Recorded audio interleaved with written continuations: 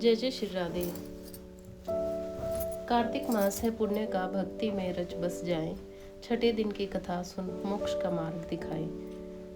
जय जय श्री राधे। आप सभी को हरे कृष्ण।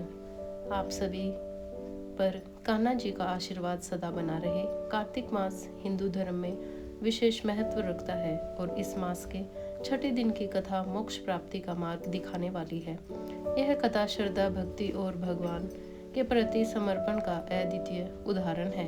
इस दिन की कथा से न केवल पापों से मुक्ति मिल जाती है बल्कि मोक्ष के द्वार भी खुलते हैं।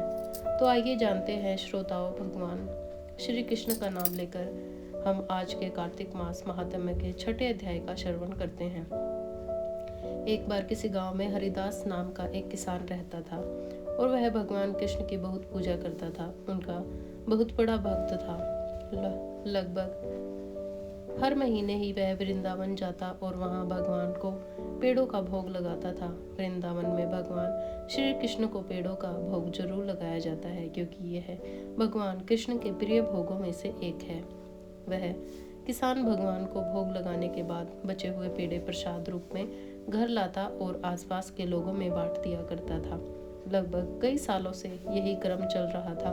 एक दिन वह किसान वृंदावन में बांके बिहारी जी के दर्शन करने जा रहा था। तभी रास्ते में उसने एक हलवाई की दुकान देखी जिस पर एक खास तरह की मिठाई बन रही थी। उसे देखकर हरिदास को कुछ समझ में नहीं आया तो वह हलवाई से पूछने लगा, अरे भैया, आप यह कौन सी मिठाई बना रहे हैं? तो हलवाई बोला, भैया, इसे खुरचन कहते हैं। खुरचन और यह यहाँ की सबसे मशहूर मिठाई है। नंदलाला को बहुत पसंद है, जरा खाकर तो देखो। तो हरिदास बोला, नहीं, मैं पहले अपनी कान्हा को भोग लगाऊंगा, उसके बाद ही खाऊंगा। एक काम करो, तुम पेड़ों की जगह आज मुझे यही मिठाई दे दो। हलवा से खुरचन लेकर वह किसान मंदिर पहुंच गया, बांके बिहारी जी की पूजा की और भोग लगाकर वापस गांव आ गया। उसके बाद तो वह हर महीने कान्हा जी को खुरचन का भोग लगाने लगा। इसी बीच मौसम बदला और गर्मियां शुरू हो गई। फिर एक बार वह वृंदावन जाने लगा तो रास्ते में उसी हलवाई की दुकान पर पहुंच गया, लेकिन इस बार उसे दुकान पर कहीं भी वह खुरचन नजर नहीं आई जिसका भोग वह कान्हा जी को लगा रहा था। हरिदास ने हलवाई से पूछा, भैया, आज खुरचन नजर नहीं आ रही है, क्या बात है? हलवाई बोला, भैया, गर्मियों में दूध की कमी हो जाती है और खुरचन बनाने में बहुत सारा दूध लगता है, इसलिए गर्मियों में खुरचन नहीं मिलती और यहाँ नहीं बल्कि पूरे वृंदावन में आपको कहीं भी नहीं मिलेगी। आज खुरचन की जगह पर तुम यह पेड़े ले जाओ। वह किसान कहने लगा, अरे भैया, मैं तो कान्हा जी को खुरचन का ही भोग लगाना चाहता हूँ। आप एक काम करो, मेरे लिए थोड़ी सी खुरचन बना दो। सुनकर हलवाई बोला, अरे खुरचन नहीं बन सकती, उसे बनाने में पूरा दिन लग जाता है। न तो हमारे पास इतने छोटे बर्तन हैं जिसमें थोड़ी सी खुरचन बनाए। आप मेरी बात मानो, कान्हा जी को पेड़े का भोग लगा दो। किसान ने सोचने लगा कि इस बार कान्हा जी को खुरचन का भोग नहीं मिलेगा, चलो पेड़ों का ही भोग लगा देता हूँ।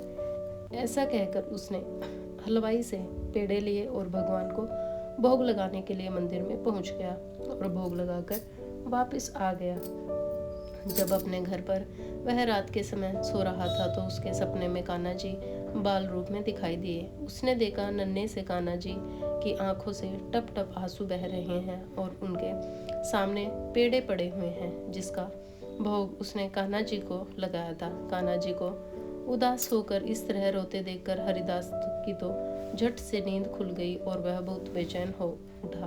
उसे लगा उसके कान्हा जी बहुत नाराज हैं और दुखी हैं और उन्हें खुरचन का भोग चाहिए। और वह अपने मन में सपने को याद करके रात में ही पैदल वृंदावन के लिए चल पड़ा। रास्ते में वह चलता जा रहा था और किसी तरह चलते चलते वह हलवाई की उस दुकान पर पहुंच गया। वह लगातार सारी रात तक चलता रहा। जब वह वृंदावन में उसी हलवाई की दुकान पर पहुंचा तो सवेरा होने वाला था। हलवाई भी इतने समय में उस किसान को अच्छी तरह से जान गया था क्योंकि वह किसान भी लगातार हर महीने ही वृंदावन के उस हलवाई की दुकान पर पहुंच जाया करता था क्योंकि उसे अपने कान्हा जी के लिए खुरचन का भोग जो लेना था। हलवाई ने जब किसान को देखा तो कहने लगा, अरे भाई जी, इतनी सुबह सुबह क्या बात है?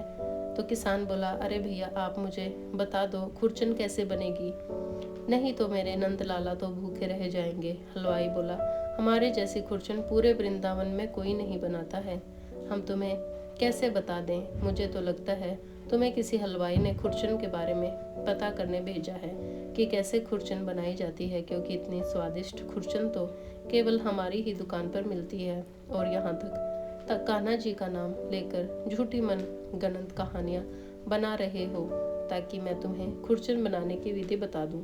चलो भागो यहाँ से और फिर कभी दोबारा नजर मत आना। हलवाई से डांट खाकर, फटकार खाकर सुनकर किसान बेचारा दुखी हो गया। वह कान्हा जी के मंदिर के बाहर जाकर चुपचाप बैठ गया। दुख के मारे वह कान्हा जी के दर्शन करने भी नहीं गया। खाली हाथ जाता तो क्या करता, उसे तो नंदलाला के लिए खुरचन का भोग ही चाहिए था। अब इधर किसान को मंदिर की सीढ़ियों पर बैठे बैठे सुबह से शाम हो गई। वह भूखा प्यासा वहीं बैठा रहा और हरे कृष्ण का जाप करता रहा। शाम के समय किसी तरह वही हलवाई भाई जिसने किसान को डांट कर भगा दिया था, हरिदास को यानी उस किसान को ढूंढते हुए आया और कहने लगा, भाई जी मैं बहुत देर से आपको ढूंढ रहा हूँ। आपको मैंने दुकान से भगा दिया, उसके बाद से ही मेरी दुकान पर तो एक भी ग्राहक नहीं आया। शाम तक सारी मिठाइयाँ ऐसे ही रखी रही और सारी बासी हो गई। आज से पहले तो कभी ऐसा नहीं हुआ, मुझे माफ़ कर दो।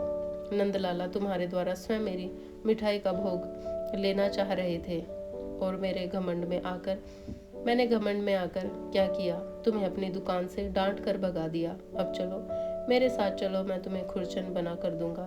किसान कहने लगा, मुझे क्षमा करो भाई, मेरे कारण तुम्हें कष्ट हुआ। अपनी दुकान छोड़कर तुम्हें यहाँ मुझे ढूंढते हुए आना पड़ा। मैंने बहुत सारा दूध मंगाया है, अब दुकान में हर दिन खुरचन बनेगी और फिर चाहे तुम कितने भी खुरचन लेकर चले जाना, फिर चाहे कितनी भी खुरचन क्यों ना हो, मैं तुम्हें कान्हा जी को भोग लगाने के लिए खुरचन जरूर दूंगा। अब हलवाई उस किसान को अपने साथ दुकान पर लिवा लाया और उसके सामने ही खुरचन बनाने लगा। पूरी रात खुरचन बनाने में लग गई और सुबह होते ही मंदिर के कपाट खुलते ही किसान ने भगवान को खुरचन का भोग लगाया और उस हलवाई ने सारी खुरचन प्रसाद के रूप में बांट दी। अब किसान के मन की तो बेचैनी थी, जो उदासी थी वह भी दूर हो गई, क्योंकि उसने नंदलाला ने उसके हाथ से खुरचन का भोग जो ग्रहण कर लिया था, प्रेम से बोलिए, बांके बिहारी लाल की जय हो। अब सुनिए आज का कार्तिक मास महात्म्य में। जैसा कि आप जानते हैं कि जलंधर की आज्ञा मिलने पर दैत्यों ने द्रोणांचल पर्वत, जिस पर अपार संजीवनी बूटियां थी, जिनका प्रयोग करके देवगुरु बृहस्पति सभी देवताओं को जो कि युद्ध में मारे जाते थे उन्हें पुनः जीवित कर दिया करते थे, तो वह दैत्यों को जलंधर ने आज्ञा दी कि द्रोणांचल पर्वत उठाकर समुद्र में फेंक दो। तो दैत्यों ने वह संपूर्ण द्रोणांचल पर्वत उठाकर समुद्र में फेंक दिया। इसके बाद देवगुरु बृहस्पति जी जब दोबारा युद्ध आरंभ हुआ तो एक बार फिर से संजीवनी बूटी लेने के लिए द्रोणांचल पर्वत पर गए, लेकिन वहां पर पर्वत नहीं था। तो देवताओं का संहार होते हुए देखकर देवगुरु बृहस्पति घबरा गए। व्याकुल होकर बृहस्पति देव ने देवताओं से कहा कि अब शीघ्र यहाँ से भागो, क्योंकि यह दैत्य जलंधर के अंश से उत्पन्न हुए हैं, इसलिए ये तुम्हारे मारे से अब नहीं मरेंगे। देवगुरु बृहस्पति जी की यह बात सुनकर सभी देवता घबरा गए और भयभीत होकर भागने लगे। जब समस्त देवता 10 दिशाओं में भागकर छिपने लगे, तब दैत्यराज जलंधर ने जीत के नगाड़े बजवा दिए, अमरावती नगरी में प्रवेश किया।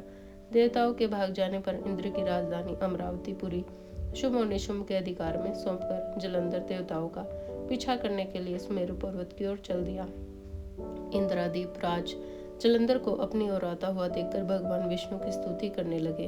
वे नतमस्तक होकर विनीत भाव से बोले, हे मच्छ कच्छ आदि अनेक रूप धारण करके अपने भक्तों के दुखों को मिटाने वाले, सारी सृष्टि का पालन और संहार करने वाले, शंख चक्र गदा और पद्म को धारण करने वाले हे प्रभु, आपको बारंबार नमस्कार है। हे लक्ष्मी रमणा, हे दैत्यों का नाश करने वाले, हे पीताम्बरधारी, हे शरणागत के रक्षक, आपको नमस्कार।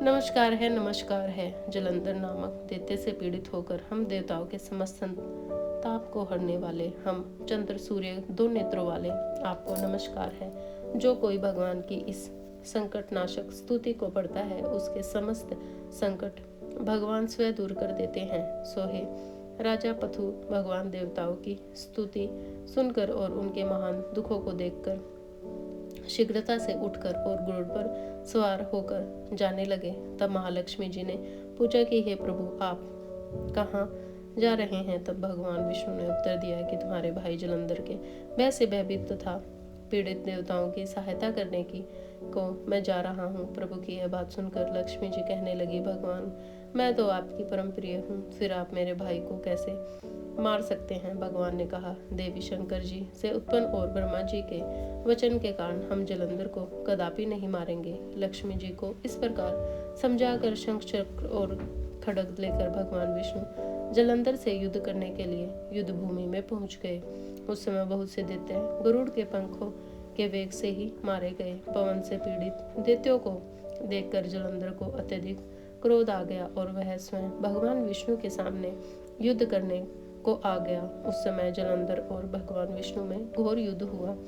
उस समय बाणों में से आकाश ढक गया। तब भगवान विष्णु ने जलंधर के रथ का ध्वज, छत्र और बाण काट डाले और रथ के सभी घोड़ों को भी मार डाला। यह देखकर जलंधर ने गरुड़ के मस्तक पर गदा से जोरदार प्रहार किया, जिससे गरुड़ देव मूर्छित हो गए। तब भगवान विष्णु ने अपने तलवार से जलंधर के उस गदा को ही काट डाला।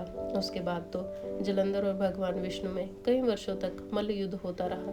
जलंधर और भगवान विष्णु के इस घनघोर युद्ध को देखकर सारा ब्रह्मांड भयभीत होकर कपायमान हो गया। अतः अंत में भगवान विष्णु ने कहा, हे दैत्यराज, तुम्हारा और हमारा युद्ध ठीक नहीं, क्योंकि तुम लक्ष्मी जी के भाई हो। तब जलंधर कहने लगा, अगर आप प्रसन्न हैं तो मैं आपसे यह वरदान मांगता हूँ कि आप लक्ष्मी जी और गरुड़ सहित मेरे घर में ही निवास करें। यह सुनकर भगवान विष्णु लक्ष्मी जी और गरुड़ सहित उसके यहाँ रहने का वचन देकर चले गए। तब समस्त देवी देवताओं के स्थान पर दैत्यों की नियुक्ति करके जलंधर अपनी राजधानी में निवास करने लगा और देवताओं, गंधर्व और किन्नरों के पास जितने भी रत्न थे सब छीनकर उसने अपने अधिकार में कर लिए। निशुंभ को शासन करने के लिए पाताल को भेज दिया। वहां पहुंचकर निशुंभ ने शेष आदि नागों को अपने वश में कर लिया। इस प्रकार जलंधर देव, यक्ष, किन्नर, गंधर्व और मनुष्य सबको अपनी प्रजा बनाकर पुत्र के समान और धर्म की नीति से उनका पालन करते हुए त्रिलोकी पर शासन करने लगा। यह कथा सुनकर देवर्षि नारद ने कहा, राजा पृथु, एक समय भगवान का दर्शन करने और जलंधर का वैभव देखने के लिए हम भी उसकी राजधानी में गए थे। जलंधर की राजधानी की यात्रा का वर्णन करते हुए देवर्षि नारद ने कहा, नारायण नारायण, हे राजा, जलंधर ने वहां पहुंचने पर तो हमारा बहुत आदर सत्कार किया। वह भक्ति भाव और श्रद्धा से हमारा पूजन करके विनती कहने लगा कि महाराज, कहिए आपका आगमन किस अभिप्राय से हुआ है और मेरे लिए क्या आज्ञा है। तब हमने उससे कहा कि दैत्यराज, मैं कैलाश पर्वत पर गया था। वहां शिव जी और पार्वती जी का वैभव देखकर मैं तो चकित रह गया। अब तीनों लोगों का भ्रमण करते हुए मैंने यहाँ आकर अपनी स्मृति देखी है। आपकी और शिव की स्मृति वैभव में किसी प्रकार का कोई अंतर मुझ नजर नहीं आता, परंतु तुम्हारा वैभव स्त्री रहित है। कामदेव के शत्रु शरीर पर भस्म लेपन करने वाला वत्तरागी शिवजी जी के पास स्त्री रत्न के रूप में देवी पार्वती जी हैं। यद्यपि उनके पास भी सुंदर स्त्रियां हैं, परंतु उनमें से एक भी ऐसी नहीं कि जिनका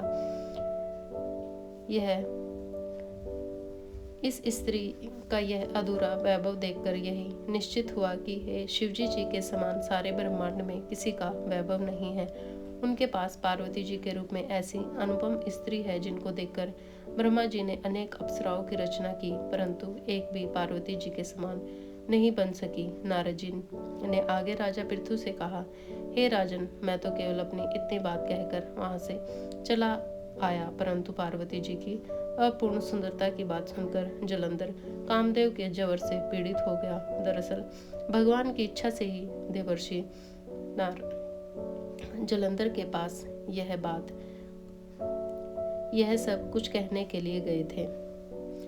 देवर्षि की बात सुनकर उसने उसी समय राहु को बुलाकर कहा कि तुम अभी कैलाश पर्वत पर जाकर शिव को हमारी आज्ञा सुनाओ। तुम शिव से कहना कि त्रिलोकी के राजा अति पराक्रमी जलंधर ने आज्ञा दी है कि 3 लोक के नाथ और सभी रत्नों के स्वामी जलंधर के होते हुए तुम शमशानवासी और नरमुंड की माला धारण करने वाले जटाजूटधारी अवधूत के पास पार्वती जैसी परम सुंदर स्त्री शोभा नहीं देती। तीनों लोकों का स्वामी होने के कारण सभी रत्नों पर मेरा अधिकार है, क्योंकि पार्वती स्त्री रूप में रत्न है, अतः वह मेरे पास ही शोभित हो सकती है। दैत्यराज जलंधर की आज्ञा पाकर राहु उसी समय चंद्रमा के समान उज्ज्वल कैलाश पर्वत पर जा पहुंचा और अपनी भयानक दृष्टि से देदीप्यमान कैलाश पर्वत को काला कर दिया। तब भगवान शिव के द्वारपाल नंदी द्वारा शिव जी के सम्मुख उपस्थित किए जाने पर राहु ने दैत्यराज जलंधर की उपरोक्त आज्ञा सुना दी। राहु की यह बात सुनते ही भगवान शिव की 2 भ्रुकुटियां कमान के समान गुस्से से तन गई। तब उनकी भी भौहों से एक अति भयंकर पुरुष उत्पन्न हुआ, जो किसी के समान मुंह वाला था। उसके लाल लाल अग्नि के समान विकराल नेत्र थे और उसके सारे शरीर पर बड़े बड़े बाल खड़े हुए थे। उत्पन्न होते ही वह भयंकर मनुष्य विकराल मुख फैलाकर राहु को खा जाने के लिए आगे बढ़ा। अब तो राहु भयभीत होकर कहने लगा, हे देवों के देव महादेव जी, एक तो मैं ब्राह्मण हूँ, दूसरा दूत के रूप में यहाँ पर उपस्थित हुआ हूँ इसलिए अब आप कृपा करके मुझे तो मत मारिए। राहु की यह बात सुनते ही भगवान शंकर ने उसे आकाश में फेंक दिया। तब वह भयंकर पुरुष शिवजी जी के पास आया और अत्यंत विनम्र भाव से भगवान शिव से कहने लगा कि हे महादेव, मैं भूखा हूँ, कृपया मुझे कुछ खाने को दीजिए। तब शिवजी जी ने कहा कि तुम अपने हाथ पैरों को खा जाओ। शिवजी जी की आज्ञा पाते ही वह एक विशाल काय मनुष्य अपने हाथ और पैरों सहित अपने सारे धड़ को खा गया। तब जब केवल मुंह ही शेष बचा, तब भगवान शंकर ने प्रसन्न होकर उससे कहा कि तुमने मेरी आज्ञा का पालन किया है, इसलिए आज से तुम संसार में कीर्तिमुख के नाम से जाने जाओगे और आज से मैं तुम्हें अपना द्वारपाल नियुक्त करता हूँ। पहले पूजा तुम्हारी होगी, उसके बाद में हमारी होगी। तुम्हारी पूजा के बिना हमारी पूजा निष्फल हो ही रहेगी। उधर शिवजी जी के द्वारा आकाश में फेंका गया राहु बर्बर देश में जाकर गिर गया। राहु की ऐसी दशा सुनकर जलंधर अत्यंत क्रोधित हुआ और शिवजी जी से लड़ने के लिए दैत्यों की 1 करोड़ सेना लेकर अपने पुर से बाहर निकला। इसी समय उसके साथ सामने से एक आंख वाले दैत्य गुरु शुक्राचार्य और अंग भंग राहु को उसने आते हुए देखा। तो इसके अलावा और भी अनेक अपशगुन हुए, परंतु उन्हें देखकर भी वह रुका नहीं। वह अपार दैत्य सेना सारे आकाश में बादलों की तरह छा गई। जब देवताओं ने दैत्य जलंधर को अपार सेना सहित कैलाश पर्वत पर चढ़ाई करते हुए देखा तो चुपचाप इसकी सूचना शिवजी जी को दी। समाचार पाते ही शिवजी जी ने भगवान विष्णु का स्मरण किया और भगवान विष्णु स्मरण करते ही उनके सामने उपस्थित हो गए। तब शिवजी जी ने भगवान विष्णु से कहा, नारायण, देवताओं को पीड़ा देने वाले इस महादैत्य को आपने क्यों नहीं मारा? इतना ही नहीं, आप स्वयं भी लक्ष्मी सहित उसके घर में विराजमान हो गए। आखिर इसका क्या कारण है? तब भगवान विष्णु ने उत्तर दिया, हे महादेव, यह महादैत्य आपके अंश से उत्पन्न हुआ है और लक्ष्मी जी का भाई है, इस कारण हमने इसको नहीं मारा है। वस्तु यह महादेव आपके ही हाथ से मारा जाएगा। भगवान विष्णु की यह बात सुनकर शिवजी जी कहने लगे, यह तेजस्वी दैत्य तो हमसे भी ऐसे नहीं मारा जा सकेगा, क्योंकि इसको मारने के लिए आप इतना तेज देने की कृपा कीजिए।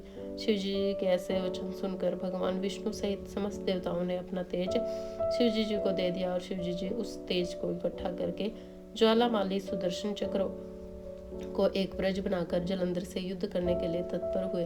शिवजी जी के भूत गणों की सेना में समस्त देवतागण भी सम्मिलित हो गए। उधर जलंधर अपनी सेना सहित कैलाश के पास पहुंच गया और इधर कीर्तिमुख और नंदी आदि समस्त गण और देवताओं की सेना भी युद्ध के मैदान में आ डटी। देवताओं और जलंधर की सेना में ऐसा घोर संग्राम हुआ कि समस्त भूमंडल कंपायमान हो गए। युद्ध के मैदान में जितने दैत्य मरते दैत्य गुरु शुक्राचार्य उन्हें संजीवनी विद्या से जीवित कर देते। यह दृश्य देखकर भूता आदि गणों ने शिवजी जी के समीप जाकर उनसे संपूर्ण वृत्तांत कह सुनाया। तब शिवजी जी ने केंद्र के समान मुख वाले महाभयंकर लाल जंघा नामक एक कन्या अपने मुख से उत्पन्न की और वह कन्या हुकार मारकर दैत्यों को अपने मुख में डालते हुए श्री शुक्राचार्य की को उठाकर आलोक हो गई। तब शिवगण निर्भय होकर दैत्य सेना को बुरी तरह मारने लगे। गणों की इस मार से व्याकुल होकर दे सेना भाग खड़ी हुई। दैत्य सेना को इस प्रकार भागते देखकर जलंधर के आगे बढ़कर देव सेना पर प्रत्यायमान कर लिया। जब देव सेना दैत्यों की मार से विचलित हो उठी तब गणेश जी और शुंभ के बीच घनघोर संग्राम हुआ। दैत्यों को पराजित देख जलंधर स्वयं युद्ध क्षेत्र में आया। उसे देखकर वीरभद्र ने जलंधर पर अनेक प्रहार कर दिए। कीर्ति मुख का ही एक नाम भद भी है। तब जलंधर ने क्रोधित होकर अपना परिघ उस पर दे मारा। उसके रथ की ध्वजा काट दी और फिर उसने देवसेना पर भयंकर बाण वर्षा करके उससे भगदड़ मचा दी और अपनी सेना की यह दशा देखकर स्वयं भगवान शिव नंदी पर सवार होकर युद्ध के मैदान में आए। उन्होंने तब तीव्र बाणों की वर्षा आरंभ कर दी और शिवजी जी के प्रहार से दैत्य सेना इस प्रकार भागने लगी जैसे कार्तिक मास के व्रत से पाप समूह भाग जाते हैं। उसी समय शिवजी जी ने उसके बाणों में खड़ग रोमा का सिर काटकर पृथ्वी पर गिरा दिया। इसके पश्चात जैसे ही जलंधर आगे बढ़ा शिवजी जी ने उसके रथ के घोड़ों को और सारथी को मार गिराया। तब जलंधर खड़ग हाथ में लेकर पैदल ही शिवजी जी की ओर दौड़ा। शिवजी जी ने उसे क्षण आगे बढ़कर एक मुक्का उसकी छाती में मारा जिससे जलंधर अचेत हो गया।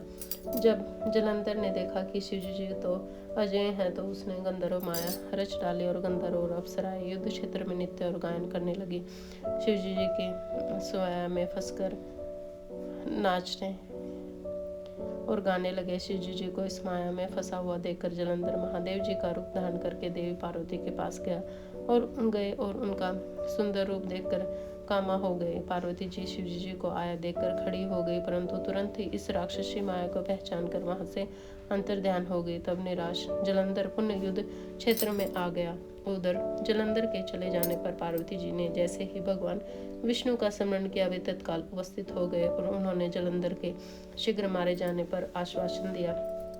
भगवान विष्णु अब विचार करने लगे कि जलंधर ने तो स्वयं ही अपनी मृत्यु का रास्ता बता दिया है। यह युद्ध वृंदा के पतिव्रत धर्म के कारण मर ही